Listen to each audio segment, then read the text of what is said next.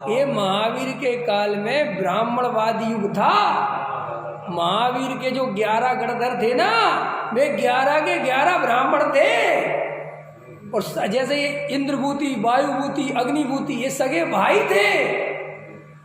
और ये जितने गणधर बने, ये सबके सब ब्राह्मण थे और टीचर थे।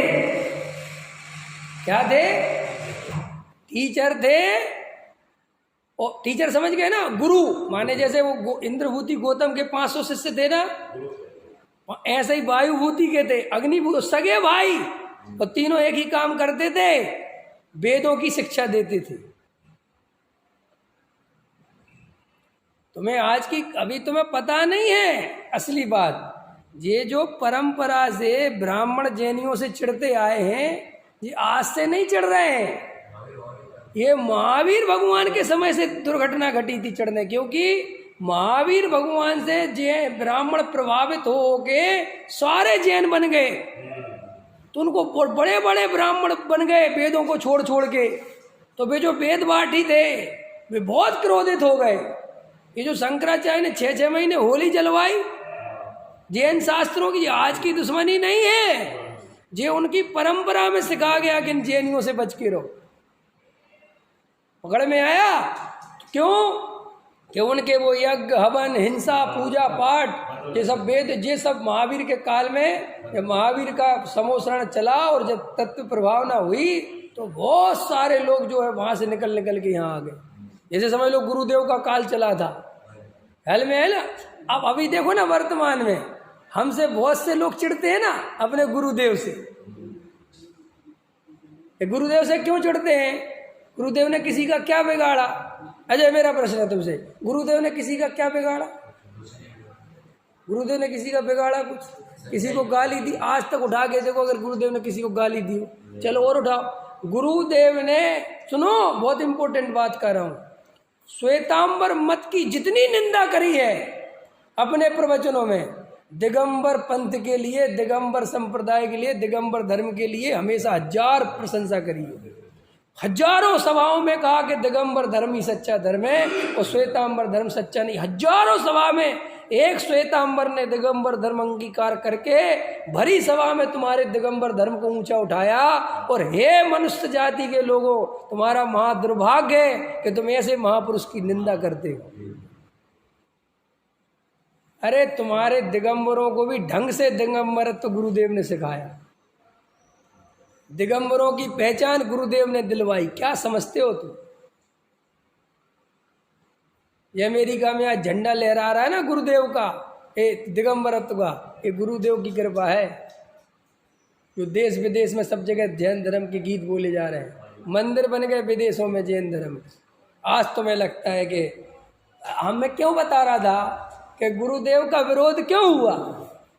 क्या किया गुरुदेव ने? किसी कि गुरुदेव ने ये किया कि उनने जब सत्य की घोषणा करी, सोनगढ़ में बैठ के तत्व समझाया, और जो तुम्हारे अंधे भगत थे, जो तुम्हारे अनुसार चल रहे थे, तुम्हारी हाँ में हाँ मिला रहे थे पाखंडियों की, और उनको समझ में आ गया कि अरे ये तो पाखंडी, इनमें कोई धर्म नहीं है, हम कहाँ लगे थे, वे भागे वहाँ। कोई वहाँ लड्डू पेड़ा नहीं बढ़ते थे, कोई कुछ नहीं था, ना कोई चमत्कार था ना कुछ था। ऐसा भी नहीं था कि चलो कोई चमत्कार कर रहे थे गुरुदेव। उनने तो शांति से बैठ के समय सार सुनाया, आत्मा की बात सुनाई, और लोग प्रभावित हो गए, होते गए, काफिला बढ़ता चला गया, लोग बढ़ते चले गए। क्या करे भाई, प्रभावना। उनने तो कुछ नहीं किया ना कि किसी के पीछे भाई हाथ धो के पड़े हों। उनने तो सत्य बताया। तो सत्य बताने वाले के विरोधी हमेशा मिलेंगे। मेरा कल के दिन विरोध हो जाए ये कोई जरूर। अभी मेरे पास खबर आई, बोले विवेक, मैंने कहा बताओ। अरे तुम्हारा अंदर गाने बहुत लोग विरोध करते हैं, तुम्हारा कोई पीठ पीछे तुम्हारे बारे में पूछता है ना समाज वाला, उन विवेक जी को बुला ले क्या प्रवचन करने?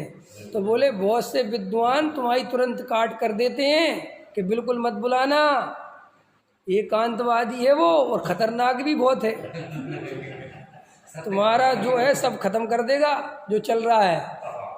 ख्याल में है ना? बोले हाँ, बोले तुम्हारी और दुकान बंद कर देगा। और खुद की बंद होने की उसे चिंता होती नहीं। समझ में आया कि नहीं आया? तो वे कहते साहब इसको मत बुलाओ। सच बता रहा हूँ, मैं झूठ नहीं बोल रहा। अभी 2 दिन पहले आई थी मेरे पास खबर कि तुम्हारा हर जगह से नाम काट दिया जाता है अब, क्योंकि तुम्हारी एक अलग ही टाइप की स्थिति बन गई। मैं चलो कोई बात नहीं, वो तो संसार में जितने भी सत्य बोलने वाले होते हैं उनकी अलग स्थिति बनी जाती है, क्योंकि वे गधों की रेस में कहाँ तक चलेंगे, है कि नहीं? वो चल ही नहीं सकते ना। तो मैं तुमसे क्या कह रहा था कि गुरुदेव के विरोधी खड़े हो गए, जबकि गुरुदेव से कोई लेना नहीं, उनने किसी को कुछ किया नहीं, कोई मतलब नहीं। उन्होंने किसी से पूछो कि तुम इनका विरोध क्यों करते हो, कि हम इसलिए करते हैं हमारे ही आदमी खींच लिए। अरे भाई तुम्हारे आदमी उनने थोड़ी खींचे, तुम्हारे माल में दम नहीं थी, उनके माल में दम थी, चले गए। अभी अरविंद जी से मैंने पीछे माल लेना बंद कर दिया था, तो ये कहने लगे तुम माल नहीं लेते, मैंने कहा तुम्हारे माल में दम नहीं है। तो कह ले हम दमदार माल देंगे, हम फिर लेने लगे। नहीं समझ में आया? कितने सरल उदाहरण दे रहा हूँ मैं तो समझाने के लिए। सरल है ना, तुम्हारे माल में दम होगी तो 100% हम तुम्हारे पास आएंगे, और नहीं होगी तो हम क्या करें? अब ये बहुत सारे लोग मैं गुरुदेव का विरोध करने में लगे। अरे मैं कहता तुम गुरुदेव का विरोध मत करो, इसमें तो तुम और उल्टा फंस जाओगे और लोग वहां जाएंगे, क्योंकि विरोध प्रचार की कुंजी है। तुम इसकी जगह बढ़िया आत्मा की चर्चा करो, बढ़िया भेद ज्ञान की चर्चा करो, बढ़िया एकदम सम्यक दर्शन की चर्चा करो। लोग तुम्हारे पास वापस आ जाएंगे, क्योंकि तुम तो महाराज हो। पंडितों की क्या मजाल जो महाराजों को रोक ले। महाराज तो महाराज होते हैं, लेकिन एक शर्त है महाराज, तुम्हें आत्मा की चर्चा करनी पड़ेगी। इस सारे श्रोता तो ठीक है, पंडित भी तुम्हारे चरणों में डली रहेंगे, लेकिन आत्मा की चर्चा नहीं करोगे और गीत मिथ्यात्व की चर्चा करोगे, धर्मशालाएं बनवाओगे, तो फिर महाराज हमारी और तुम्हारी नहीं बनेगी। नहीं समझ में आया? क्योंकि हम तो उस महाराज को मानते हैं दिन रात आत्मा का चिंतन, मृदु संभाषण में बही कथन। हम तो ऐसे महाराज को मानते हैं जो दिन रात आत्मा का चिंतन करते हैं, और जब भी अपनी वाणी से कुछ बोलते हैं तो केवल और केवल आत्म तत्व की बात करते हैं, तत्व संबंधी बात करते हैं, जिन्हें जगत के प्रपंचों से कोई लेना देना नहीं है, जो राग द्वेष नहीं करते। ऐसे साधुओं को मेरा बारंबार नमस्कार।